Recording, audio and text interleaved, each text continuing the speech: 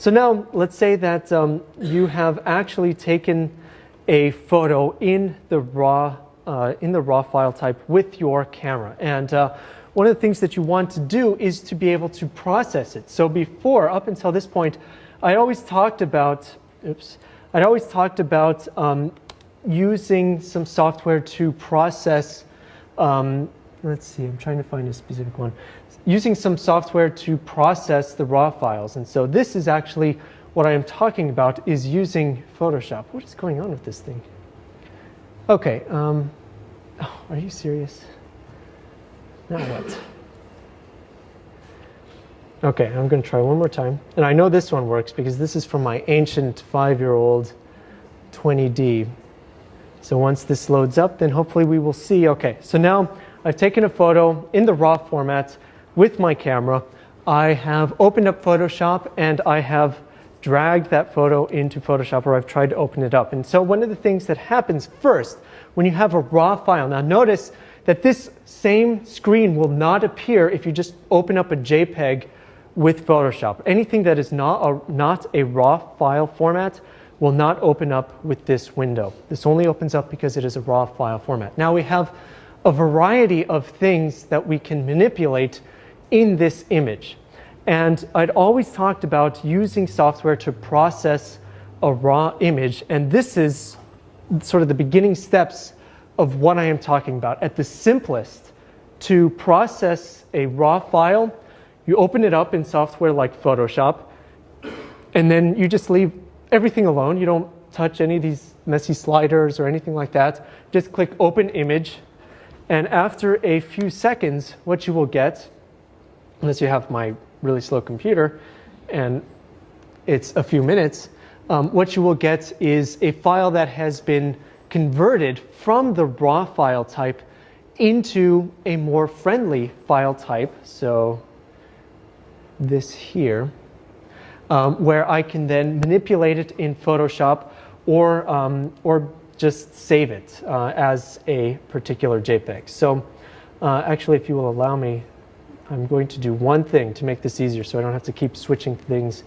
back and forth. Now doing this at its simplest, where you're just opening a raw file and you are processing it and then you are saving it as a JPEG, this is very easy to do because it only takes a couple of clicks, but I argue that this is sort of counter to the point of the raw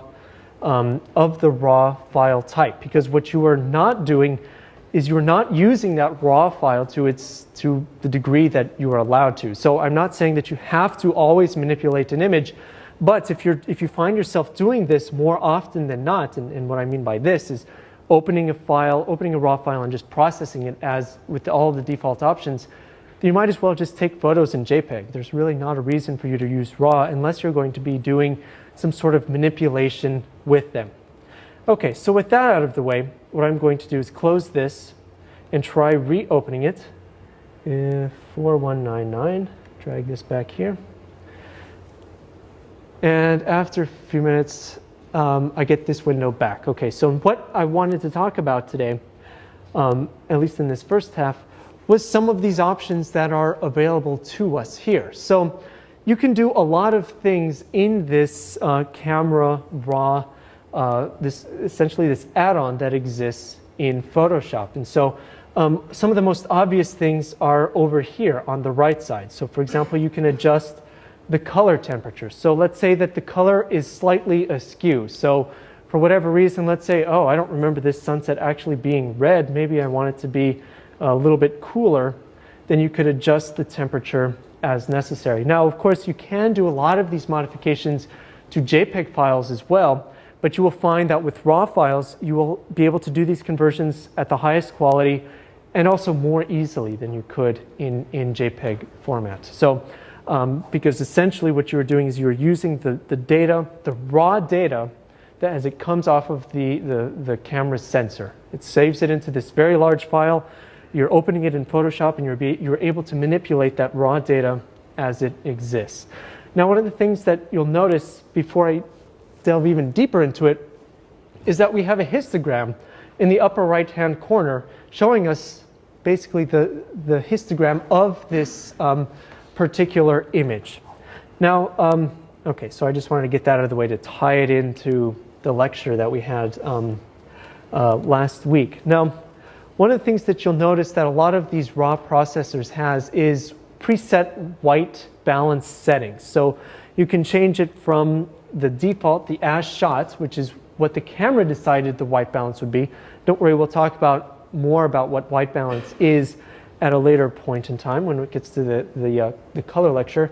Or you could try to have Photoshop pick a white balance automatically, or you can use one of these presets to try to pick the appropriate color temperature. And this may or may not be appropriate based on the particular type of image that you have.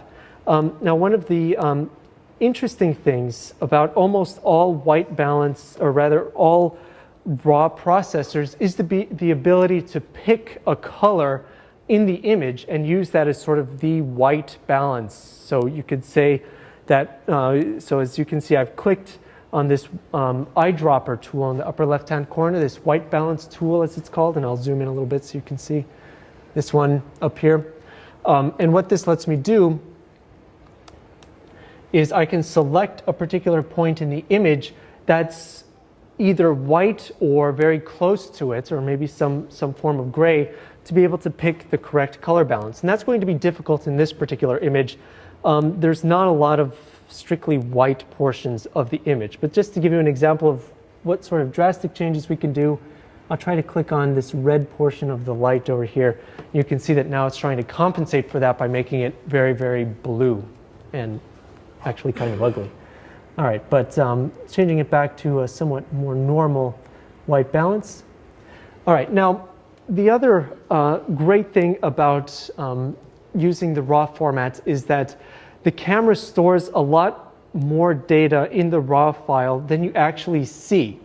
So this file that we see, or this image that we see right here, there's a certain amount of data to it, but there's actually more data stored inside of the raw file that allows us to manipulate certain things that we might have messed up before, such as the exposure. So let's say that you are pretty bad at taking a properly exposed shot. Well, you could use this exposure slider to try to correct the exposure. Now, one of the nice things about this is that you can actually recover quite a few details back from the image while using this exposure slider, even if it's slightly, and I mean slightly, overexposed. I've been talking a lot about if you overexpose something, that's it, you can't recover that data. That was somewhat of a lie, because with RAW, you can recover some amount of data, but I really wasn't kidding. There's a certain point where there's just no more data, and there's just nothing that you're going to do. By pulling this exposure slider back, if you really have overexposed some particular image, you're just going to make that patch of overexposure darker. You're not actually going to be recovering data. But we do get some additional latitude here. So one of the things that was noticeable to me, and I'll zoom in just a little bit to try to make it more apparent for you, was in this section of clouds up here.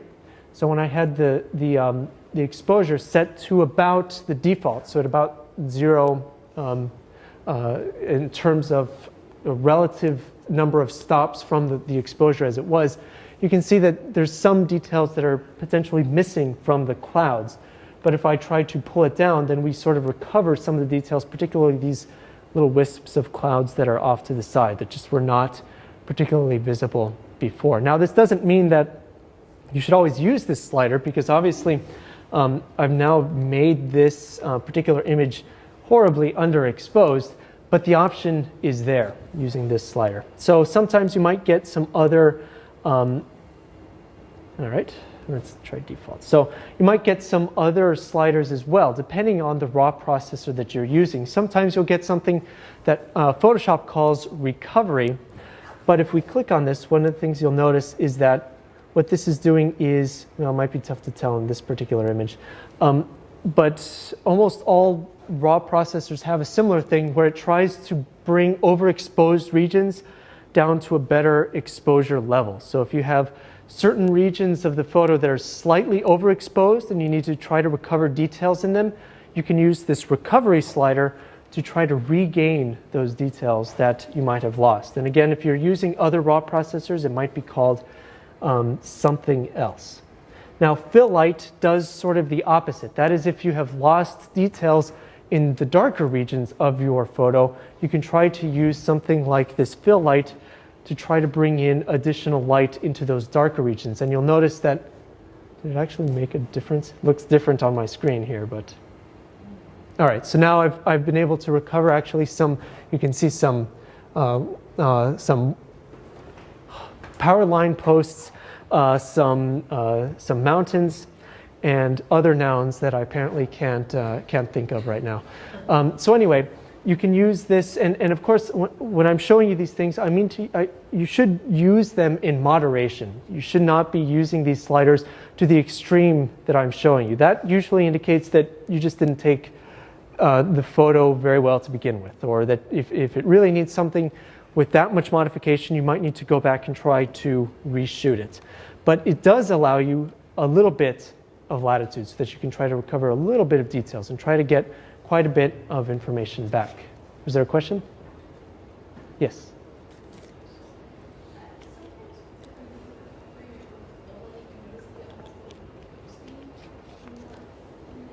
I'm sorry, can you speak up just a tad? Mm-hmm. Mm-hmm. Mm-hmm. So, yes, so the reason that you get these sort of artifacts around the regions that have been enhanced using these sliders, so using recovery to bring down highlights or fill light to bring up some dark regions, you might get some weird halo-like effects around the regions that have been most greatly affected by it. And that has to do with basically what's called the tone curve of the image. And basically what we're doing when we're modifying these sliders is that we're changing something called the tone curve of the image to alter how it appears to us. And so I don't want to go into too much about this because we will, of course, at a later point in time. But basically by somehow manipulating this tone curve, if I can manipulate it, you will see that you can actually, all right, so let's say that I've adjusted this highlight slider under the tone curve section. So I clicked on tone curve here and just adjusted the highlights. You'll notice that whereas before the tone curve was this sort of straight line, which is misleading because the tone curve is actually not a straight line, we've now introduced this sort of additional bump in there. That means essentially that we are over-representing the brightness of some pixels relative to other pixels.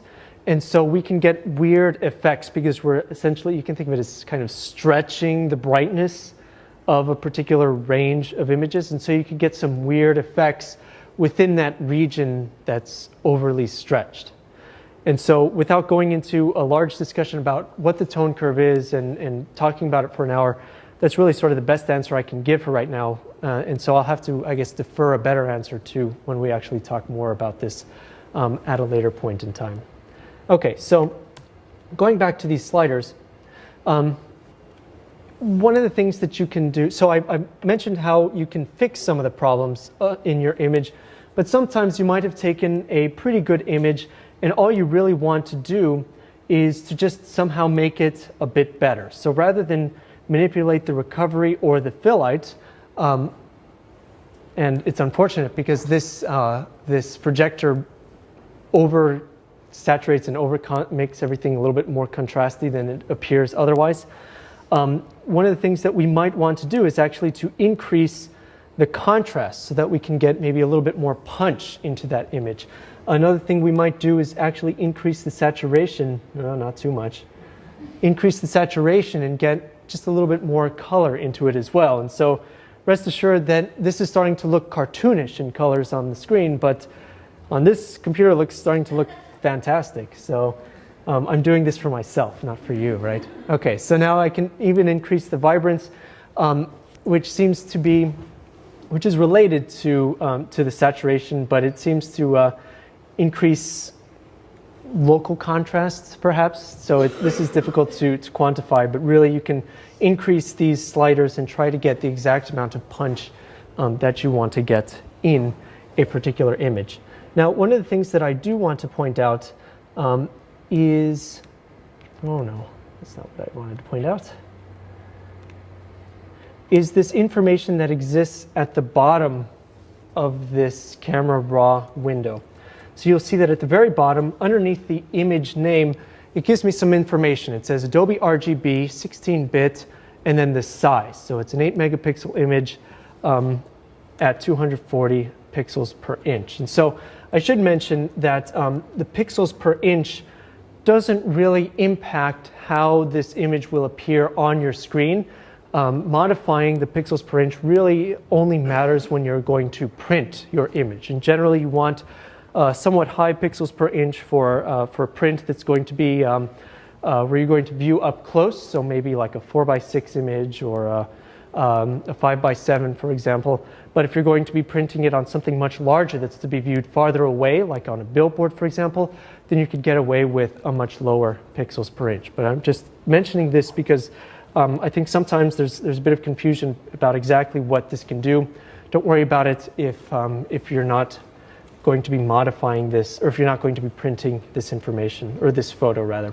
So if I click on this, this little bit of text that exists at the bottom, I can actually modify this particular image. And so you remember now when I was telling you that every color channel has in a JPEG file 8 bits of information, or 256 different values available to it. Now that gave us quite a bit of values, of different color values within one particular image. However, that's not always good enough, especially when we're about to modify an image. So if you're going to do a lot of modification to an image, I recommend that you don't use 8 bits per channel, but instead use 16 bits per channel. So if you're about to do further modifications to this in Photoshop beyond what you're doing in Camera Raw, then you might want to use 16 bits per channel. On the other hand, if you're just going to open the image as it is, save it as a JPEG, then you might as well just make this an 8-bit per channel image.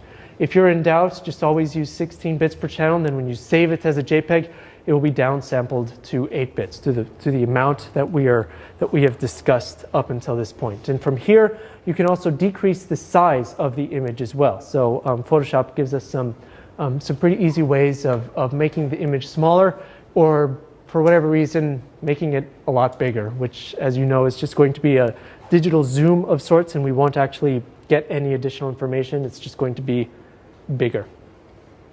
All right, now Adobe RGB, I'm going to argue you shouldn't actually use. You should pretty much always use sRGB. Keep that in mind because that'll be a question later.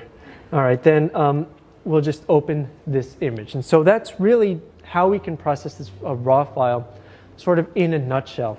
Now, one of the other things that can happen to you, so if you're to run into this situation where you try to open a new photo in Photoshop, and you get this error, cannot complete your request because Photoshop does not recognize this type of file, this usually means that you're going to be stuck with the first-party software that comes with your camera for a little while. So just because I get this message, it doesn't mean that I can't do anything with these raw photos. I can actually use the software that came with the camera. In this case, it depends on which type of camera you have, but if you have a Canon, then it's going to be called Digital Photo Professional, and if you have a Nikon, it's called something NX or FX or something. I have no idea. But anyway, I forget exactly. So you can use that software to open it up, but one of the other things about using this first-party software is that you can also usually connect to the camera directly and be able to get sort of a live view of what's going on. And I apologize that this looks absolutely terrible, but I blame it on this crappy pane of glass that exists over here that I'm pointing the camera through right now. Otherwise, if I were to point it at, say, the very fancy clock that we have up here, let's see, is this going to, I have to do this. All right, let's see. Here's the clock. All right, that's a bit better. Now you can watch your lives ticking away as I blab about this. Okay, so now you're saying, oh, it's almost time for the 5-minute break. But really what this allows you to do is you can have a live view of the image that you are about to take. And this is particularly useful for studio setup. So if you're going to take some product shots, or if you're going to take some shots in your home, you can connect the camera using a USB cable to your computer and try to get this sort of live view of a particular image. You can usually control the camera directly from your computer, so I can try test shooting. Nope. All right, so it just took you might have just heard a small click, and so it's just taking a image, if it's ever going to show up. So that's the downside to having a new camera, is that it has too many megapixels, and then it makes your computer slow, and you get this fancy spinning pinwheel of death. All right, so we have immortalized the time. Is that right? Oh yeah, it is. Okay, 6:22 p.m. All right, now I'm just showing you this because these tools do exist, not only in first party, but also to a degree in third party as well, where you can connect it and be able to use Lightroom or Aperture or I believe there's some software called Capture One where you can connect to the camera and be able to modify the settings. And in fact, you can see all of the settings that are available here. I'm running an aperture of f4.5 with an ISO of 100. And it's going to take a photo in the RAW format. And I have an exposure compensation of about plus 1/3 stop, or I could actually modify that in my particular camera. And also because not +5. Oh man. Oh no, not -5. All right, well, all right, you're getting the idea. And all of this live view is making the battery go completely to waste, so I will close this. All right, now the point of this, again, is just to show you that if you're taking photos indoors or somewhere where you have a controlled amount of light, then this can be a very, very good way of being able to preview the photos that you are about to take. Another really good way, if you perhaps don't have a computer where you can move it to where you're about to take the photos, for example, maybe you're taking photos in your living room, for example, and you have a TV there. Many times you can connect the camera to a TV instead and be able to get a view of the images as you shoot them, or even this sort of live view where you can actually see the images as you're about to take them there as well. Okay, now let's see. So all of this software is really meant to be able to capture these photos, manipulate them some way, and then be able to publish them on the internet or print them out or do any sort of manipulation like that. So if I have an image, and I'm going to have to, I guess I'll open this one instead, 4189. Oh, come on. No, you know what? I'll do 74. So now let's say that you have taken an image, and one of the things that you notice is that you kind of like the image, but there's something really annoying like a power line that runs through it or some other problem that exists with it. You might realize that this is what Photoshop is designed to do. It's designed to help you try to eliminate problems such as that. So if we just process this image, one of the things that we might want to do is somehow manipulate this image. And one of the most obvious ways we can do it is to actually to remove that power line somehow. But perhaps one of the less obvious ways that we can do it is to modify some of this this data or some of this information that we could have modified in Camera Raw, but we will use another tool instead, and that is to use, let's say, levels or curves. And so I'm showing you these tools because you can use these to manipulate quite a bit of information in the photograph and change how it appears quite a drastic amount. And so using levels, you will see a histogram for your particular image, and you can see that we get to pick which channel we want to modify the levels for. In this case, I want to modify all three channels, red, green, and blue. And I have some sliders underneath where if I change the sliders somehow, you can see that it's making some sort of modification to that particular image. So really quickly, just to introduce this levels tool to you, when you see this, this histogram, you should know that it's representative of the photo itself. Now, you might remember that this far left section represents the shadows region, so how much of this region is actually really quite dark. The opposite end is how much is really quite bright. But you might also realize that there's a bit of a gap between the absolute dark region and where the bulk of our dark pixels actually are. What we can do is modify this histogram to try to make all of those pixels actually black. So now if you notice, if you pay attention in particular to, I guess, well, if you look everywhere in the photo, as I modify this slider, you see that things seem to be getting a little bit darker. But what is actually happening is that you are making this point, so what used to be this area right here in the histogram, by sliding this black point slider over, you are making this the new black, so to speak. You're making it the value 0 in the end result.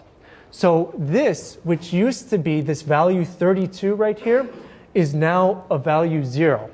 So you can imagine that now what you are doing is something that used to be actually quite light, and again I apologize for the over contrastiness of this particular projector, but something that actually used to be quite light, where you can actually see the details on this particular mountain, including the lack of flora that actually exists in this desert mountain. You can actually make it a silhouette proper by moving this black slider over and allowing that particular portion of the image to become a true black within the particular image. Now likewise, I could do the same thing on this end to manipulate what represents white. So right here I do have a bit of a spike representing some overexposed pixels, which are most likely the very top area of pixels where there's some sunlight sort of peeping through the clouds. But if I want to try to make that region a little bit brighter, I can move this over as well, which allows more pixels to become white. So rather than these pixels being slightly less than white, they were just ever so slightly darker than white, we are now, by moving the slider over, making them white. So what that means is that we have essentially increased the contrast in this particular image, but we have done it in such a way that we get to define exactly what is black and exactly what is white. So you have a finer grained control over modifying the contrast using a tool like this levels tool, rather than just using a sort of dumb slider where you can just increase the contrast and you just have to eyeball it. Rather than here, you actually get to define this as being a silhouette and the very top region as being this white area. And so with this in mind, you can modify these other sliders. Just realize that what you were doing is saying that, okay, these pixels that used to be a middle gray, used to be a value of 114, if I slide them upwards, then what is going to happen is that, okay, now these pixels that used to be brighter over here are now this new middle gray. So it makes the whole thing appear to be darker, if that makes sense. So we are modifying the contrast quite a bit. So before we had this sort of image, which was kind of neat, but it didn't show the texture in the clouds, and you could see too much texture in this mountain. Now we can actually exaggerate the texture in the clouds and just make the mountain a particular silhouette. And when we click OK, then we would be able to modify those particular pixels. Now the downside, of course, is that we get this obnoxious power line to be even more obnoxious. Okay, so let's take a 5-minute break, and when we come back, we'll continue talking about Photoshop.